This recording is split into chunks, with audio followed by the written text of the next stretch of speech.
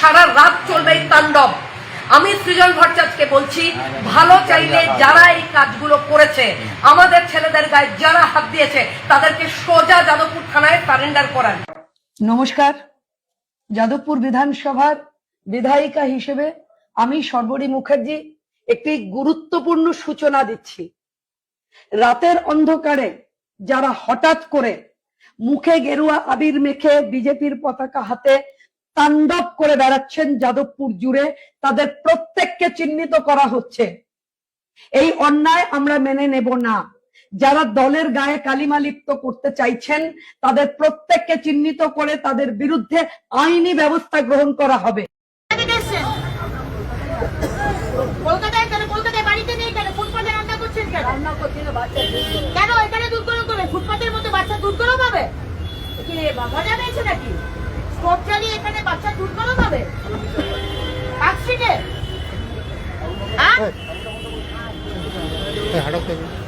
কোথায় থাকেন আপনারা?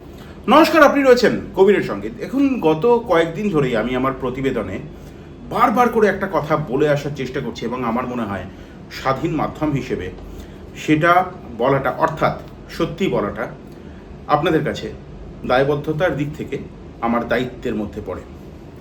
বিজেপি এ রাজ্যে এবং কেন্দ্রেও দেখুন, সারা বাংলা ঘুরে বেড়াতে হয়, তো আনাচে কানাচে ঘুরে বেড়াতে হয়, বাংলার কন্দরে, বাংলার অন্দরে, বাংলার অন্তরে ঢুকতে হয়।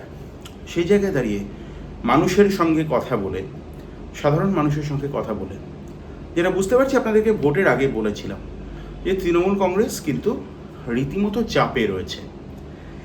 এটা আপনারাও বুঝতে পেরেছিলেন, না পারার কিছু নেই, অনেকেই পেরেছিলেন বুঝতে। যে যাই বলুক, জিতবো তো আমরাই, এই দম্ভ তৃণমূল কংগ্রেস অনেকটা যেন প্লেইং টু দ্য গ্যালারি তাদের হয়ে যাচ্ছিল।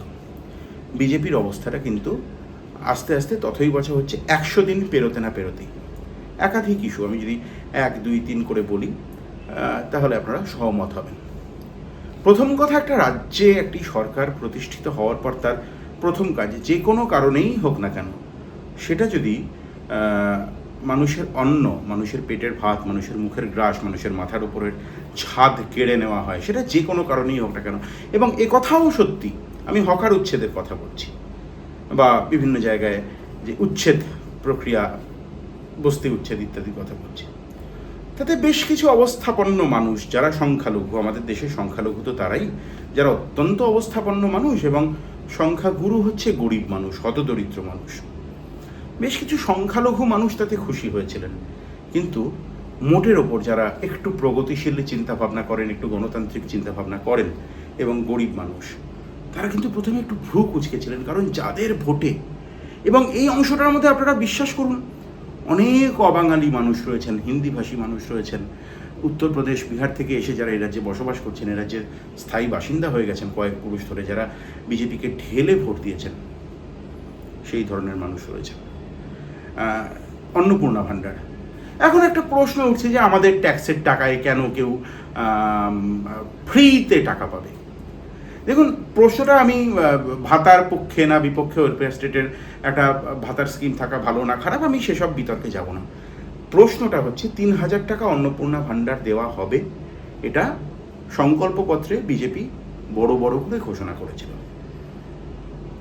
আজকে যারা পাচ্ছেন না, এবং অ্যাডজুডিকেশন, আন্ডার অ্যাডজুডিকেশন যারা রয়েছেন, আন্ডার ট্রায়াল যারা রয়েছেন, যারা পাচ্ছেন না, তারা তো 1000 টাকা পেতে অভ্যস্ত ছিলেন। তারা 3000 টাকা পাবেন ভেবেছিলেন, এবং এই ভাবার মধ্যে নাজায়েজ কিছুই নেই, কারণ রাজ্যে কর্মসংস্থান নেই।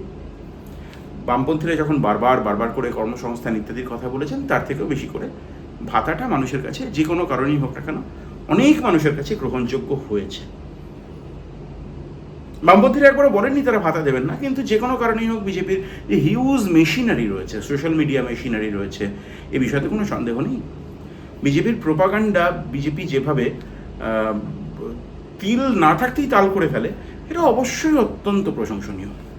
সে জায়গায় বেশিরভাগ মানুষকে তারা কনভিন্স করতে পেরেছিলেন যে ভাতা দেবো। আজকে আপনারা জানেন, ভদ্রমহিলার আর্তনাদ আমি গতকাল আমার প্রতিবেদনে দেখিয়েছি কীভাবে ভাইরাল হয়েছে, এবং এই সংখ্যাটা এক নয়, আমি আপনাদের কাছে অসংখ্য উদাহরণ তুলে ধরতে পারি, আগামী দিনে ধরবো। এসআইআর, সেন্সাসকে কেন্দ্র করে একটা আতঙ্কের পরিবেশ সর্বশেষ যাদবপুর বিশ্ববিদ্যালয়।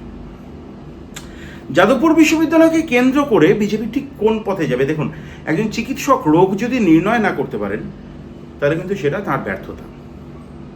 আমি বলবো এখানে এখনো পর্যন্ত চিকিৎসক যদি প্রশাসন হয় তাহলে তারা কিন্তু রোগটা ঠিক ধরতে পারছে না, কোন ওষুধে কাজ হবে বুঝতে পারছে না। এখন মেইনস্ট্রিম মিডিয়া, সোশ্যাল মিডিয়া সাহসী আক্রমণ। সর্বরী দেবী ভদ্রমহিলা, আমি বারবার তার পদবি ভুলে যাই, আসলে খুব মনে করার কোনো কারণ নেই, তিনি রাজনীতিতে ছিলেন না কোনো কারণেই সেভাবে। এখন একটু কথাবার্তা বলছেন কি বন্দ্যোপাধ্যায় বা মুখোপাধ্যায় এরকম কিছু একটা হবে। আমি অভিনয় তার দেখিনি কখনো, শুনেছি করতেন বা এখনো করেন হয়তো।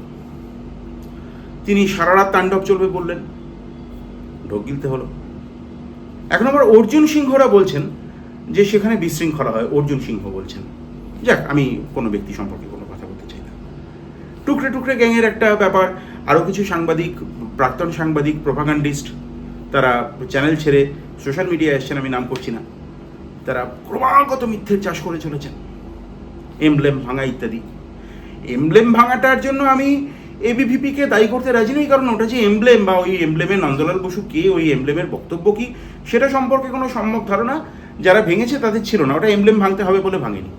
আজকে একজন প্রাক্তন বিচারপতি সে কথাই বলছিলেন, ভেঙে গিয়েছে, কিন্তু ওইভাবে যে ঔদ্ধত্যের সঙ্গে, আমি বারবার করে বলছি, অসহ্য উদ্ধত্ত, দুর্জয় অশিক্ষা, সেটার সঙ্গে যে এইভাবে একটা এমব্লেমের ওপরে দাঁড়িয়ে থাকা যায়, সেটা কি তা না জেনেও, এটাই তো অস্বাভাবিক, অসহ্য।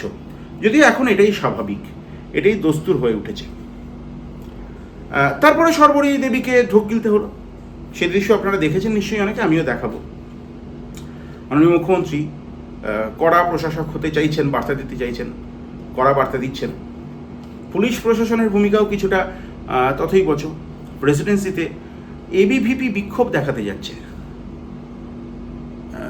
পরিস্থিতিটা কিন্তু খুব একটা আমার জাস্টিফায়েবল বলে মনে হচ্ছে না। এবিভিপি বিজেপির ছাত্র সংগঠন নয়, সত্যি টেকনিক্যালি নয়, একটা রাইট উইং, একটা স্টুডেন্ট অর্গানাইজেশন, ন্যাশনালিস্ট। কিন্তু আরএসএস এর সঙ্গে যেমন বিজেপির সম্পর্ক, আরএসএস এর সঙ্গে এবিভিপির সম্পর্ক, তার মধ্যে কোনো অন্যায় থাকারও কোনো কারণ নেই, থাকবেই।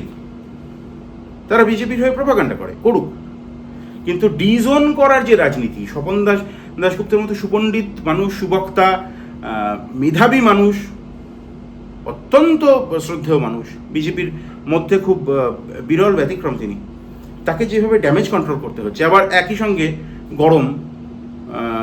গরম কথা বলতে হচ্ছে দিলীপ ঘোষে, এই সব মিলিয়ে মিশিয়ে কিন্তু বিজেপি একটুখানি দিশেহারা। এই জায়গায় দাঁড়িয়ে বামপন্থীরা তারা অনেকটা জমি দখল করতে পারছেন, এ কথা তো আমি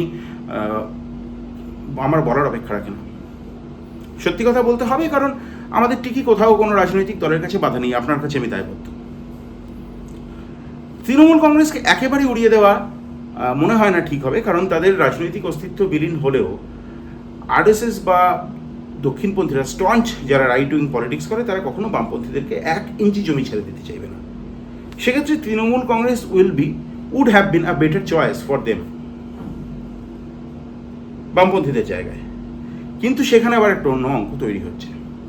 আমার কথা হয়তো দীর্ঘ হচ্ছে, আপনারা জানেন যে রাহুল গান্ধী ধর্নায় বসে এফআইআর নিতে বাধ্য করলেন। এই যে নাছোড় মনোভাবটা ককরোচ জনতা পার্টি বা ইথানলকে নিয়ে কেন্দ্র করে, চিনির দাম বাড়া, পেট্রোল ডিজেলের দাম বাড়া, এই সব কিছু নিয়ে কেন্দ্র, জাতীয় স্তরে এবং আন্তর্জাতিক ক্ষেত্রেও, রাজ্যেও এই বিজেপি যে তাদের যে সংগঠনটা, তাদের যে মেশিনারিটা, বা কেন্দ্রে তাদের যে সরকার বা রাজ্যের যে নবগঠিত সরকার, খুব দ্রুত পালাবদল, মানে পরিস্থিতির বদল করছে। সেটা পালাবদল অবধি যাবে কিনা সেটা সময় বলবে, পরিস্থিতির বদল করছে। এখন রাহুল গান্ধী, বামপন্থীরা, কংগ্রেস, ককরোচ জনতা পার্টি ইত্যাদি, তারা কতটা জায়গা ফর্মিডেবলি মানুষের মধ্যে অ্যাকোয়ার করতে পারেন সেটা তো সময় বলবে, তাদের সাংগঠনিক দক্ষতা বলবে। কিছু দৃশ্য আপনাদেরকে দেখাবো, আপনার চোখ থাকে। কবির সৌরভের ইউটিউব চ্যানেলে আপনি আমার সঙ্গে একমত কিনা অবশ্যই মন্তব্য করে জানাবেন।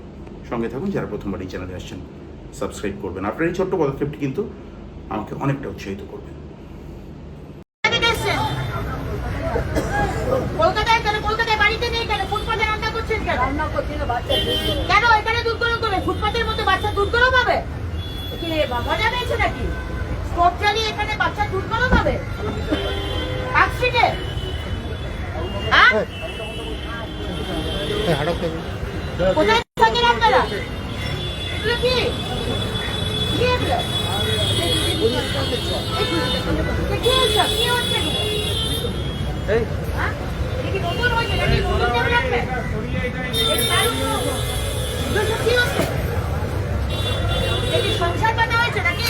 সংসার পাতার জায়গা? এগুলো কি হচ্ছে এগুলো? আপনাকে কে অধিকার দিয়েছে এখানে বাড়ি বানাবো সংসার পাতার? আপনারা কোথা থেকে এসছেন? বাড়ি কোথায়? বাড়ি কোথায়? হ্যাঁ? তো এখানে এসছেন কেন? হ্যাঁ? আমি কিছু tolerate করবো না। আমি গরিব বলে ফুটপাতে ফুটপাতে এসে বসে রান্না করবো। Please, শহরে একটা নিয়ম আছে। এই সমস্ত মাদুর ফাদুর ব্যাগ থলি ফলি সব আটান, সব আটান এগুলোকে। আপনারা কেন দেখেন এগুলো? আমাকে কেন করতে হচ্ছে? এটা কি আমার কাজ?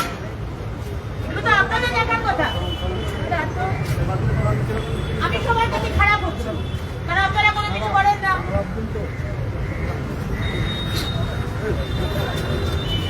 সব আটান এগুলো। সব আটান এগুলো। সব আটান এখান থেকে। ফুটপাত দখল করে চলছে বসবাস এবং ফুটপাতে অর্ধেক খাবার জিনিস তৈরি করা হচ্ছে এবং আগুন জ্বালানো হচ্ছে ফুটপাতে বেআইনিভাবে আগুন জ্বালিয়ে রান্না করা হচ্ছে। এখানে যারা সাধারণ মানুষ যাদের যাতায়াত করেন এই রাস্তা দিয়ে তাদের বাড়িতে ফিরে ইতিমধ্যে I'm 100% sure we are not Indians. আমি পেপার চেক করবো না। এইভাবে অবৈধভাবে ফুটপাত দখল করে রয়েছে তাদেরকে খারাপ পরিবেশ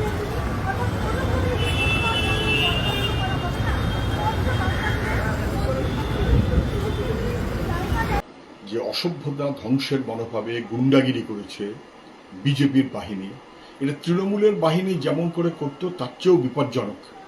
এটা লজ্জার, গোটা বিশ্ববিদ্যালয়ের জন্য লজ্জার, শিক্ষা মহল যারা তাদের জন্য লজ্জার, এবং গোটা বাংলার কাছে গর্বের যাদবপুর বিশ্ববিদ্যালয়। সেইখানে ছাত্ররা কি করবে, ছাত্ররা ঠিক করবে, মাস্টারমশাইরা আছে। বাইরের থেকে বিধায়িকা এমনকি মলেস্টেশনে অভিযুক্ত, তাকে সঙ্গে নিয়ে প্রেসের সঙ্গে কথা বলবেন এবং তাকে সঙ্গে নিয়ে ভেতরে গিয়ে গুন্ডাগিরি করবেন, আগুন জ্বালাবেন, ছাত্রদের মারবার ব্যবস্থা করবেন। এটা কখনো হয় না। পুলিশ চুপ, আমরা তাড়িয়ে দিয়েছি, দেখে আমরা বার করে দিয়েছি। অ্যারেস্ট করেননি কেন? ভিডিওতে তো সব দেখা যাচ্ছে। অ্যারেস্ট করেননি কেন? যদি শাসক কখনো প্রশ্রয় দেয় এই সমস্ত গুন্ডামিকে, এমনকি বিশ্ববিদ্যালয়ের মধ্যে, তাহলে কিন্তু কেউ ছেড়ে দেবে না, বিশ্ববিদ্যালয়ের ছাত্ররাও ছেড়ে দেবে না। তৃণমূল হারে হারে টের পেয়েছে, বিজেপি যেন বুঝে রাখে। Thank you.